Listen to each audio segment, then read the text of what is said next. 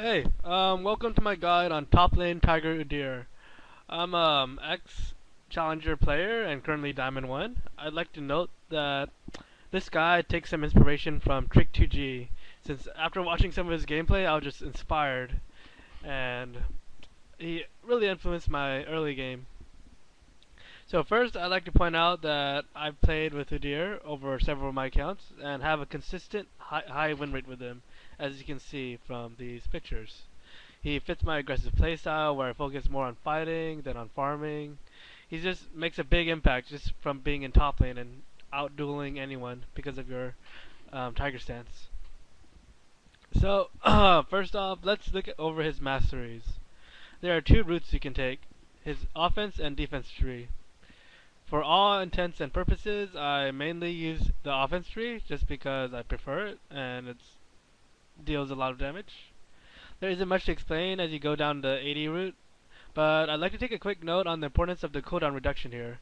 The 5% gain from sorcery in combination with the boots of lucidity allows you to continuously use your Q to stack up your passive without resetting. This makes for faster tower pushing, which is really important when you're alone because it actually makes a big difference. I'll show an example of this later on in the video. And over here in his defense masteries, you just want to use this if you know you're gonna lose the lane against like a Teemo, Nidalee, Riven, just so you can sustain and not die, and wait until you get your items. Okay, now that we're over masteries, let's go on to runes.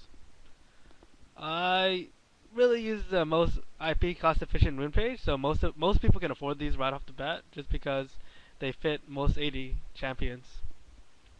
I just run a flat 80 page with flat 80 runes, 80 quints, flat armor yellows, and flat magic resist blues.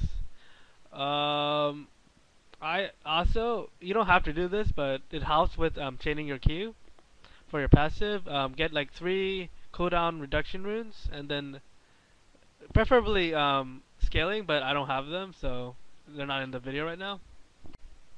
So, now that we have masteries and runes over with, let's talk about the item builds. My item builds revolve around a high damage dueling split push gameplay. The most important item that I get no matter what situation I'm in is Hydra. This gives insane sustain and wave clear, which covers the weakness of Tiger Udyr, which is his weak wave clearing, just because he doesn't have any AoE skills. So yeah, most games I'll start with a longsword, 3 HP pots, and a yellow trinket. This is to mainly help with my own level 1 invade because of the HP pots healing you, and to also get started on a Hydra as soon as possible. If I know I'm going to lose the lane against, say, a Teemo, I'll just start off with a Doran's shield so that I don't get forced out of lane so early. By the first and second back, try to make enough gold to make a Tiamat.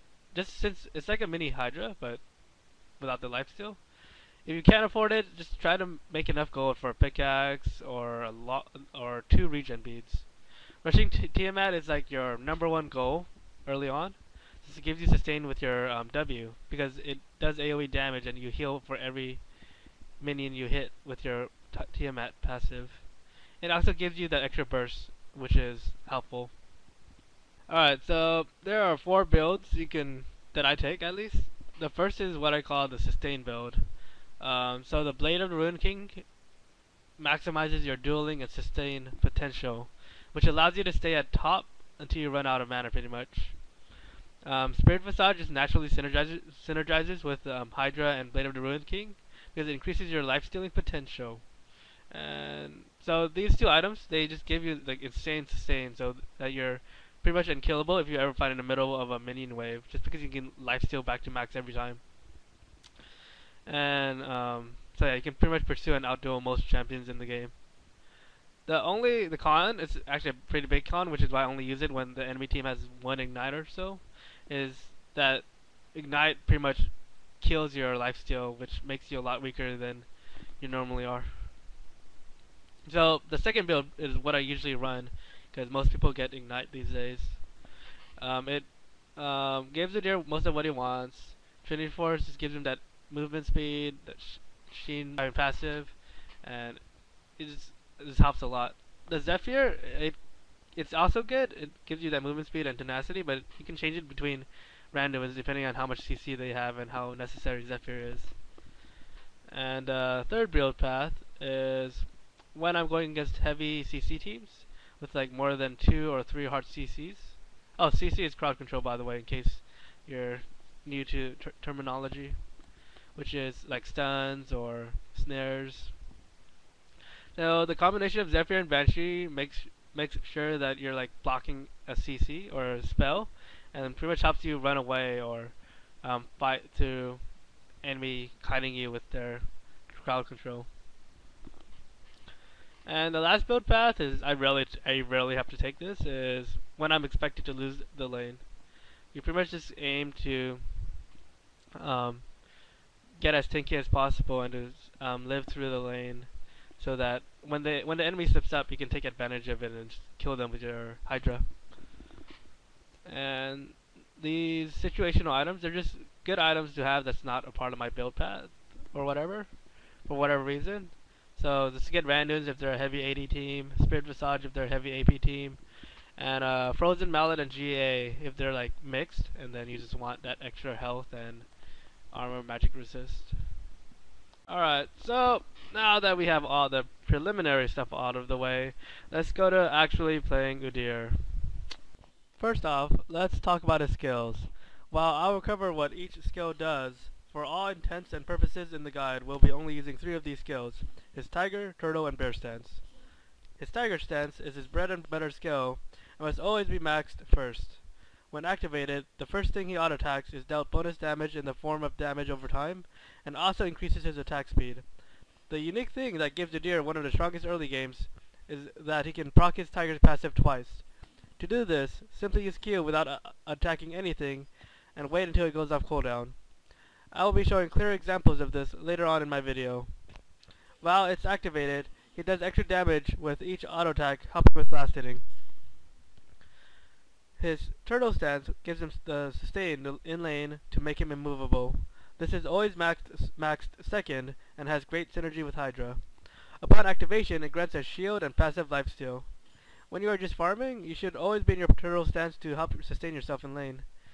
If you find yourself freezing the minions in front of your tower, use your Turtle stance to give yourself a shield, so you can take the minions hit for a bit longer. His Bear stance is a 1-point wonder that grants movement speed and stuns a target for 1 second. You want to use this skill sparingly early on, as it consumes a lot of mana. Save it for when they either get too close to you or when your jungler comes to gank. And his Phoenix stance, which I won't get too into because we're not going to use it that much, is an AoE wave clear dealing damage over time to enemies around him. The reason I neglect this skill is because it's unnecessary with my Hydra build. So, to finish off part 1 of my 2-part video guide on Tiger Udyr, I want to talk about invading. Invading is really strong with Udyr. So I'm in this bush, right? This is one of the best bushes to hide in on purple side, just because of what you can do from there. So, as you can see from the minimap, I noticed that they were invading our blue, so I realized I could take their blue and then I could just get away with it. And because of that, I get a free blue. And there's even more things you can do with that, like in the upcoming section. Here I'm just sitting in the bush, but I see that Nasus is there. So I just wait here and wait for him to come by, and then I hit him with my double tiger, which does a ton of damage, and he can't outduel me, so he just has to run away. I just let him go, but I pay attention right here. I do not hit anything. I just wait for my Q to come back up and for him to get too close. Then I just go all in with my ghost and ignite. And at that point he has ghost, so he can't flash away, and I end up just killing him. So the point I want to take away from that is that by staying in that bush, I was able to take down his HP, which allowed me to get first blood off him. So in here, so I saw that Garen was top earlier, and now I waited until around 2 minutes because I knew that he was starting blue and he wasn't getting a strong leash. And here, I'm just waiting for him to hit blue, just because I know I couldn't safely right click him without hitting the blue buff. And there I just waited for my tiger pass active, and I ignite to finish him off, which got me blue. Then I just use Ghost to get out of this situation, and they can't outrun me just because of how fast I am. Here, I note how they have no CC to stop me, so I just go in, hit them with my Tiger. I wait for my second Tiger to be up, and then I use it again so that I can just burst down actively before they can kill me. Then, just because Jin has no CC, I just dance around, use Ghost the moment I see Gragas, and wait around.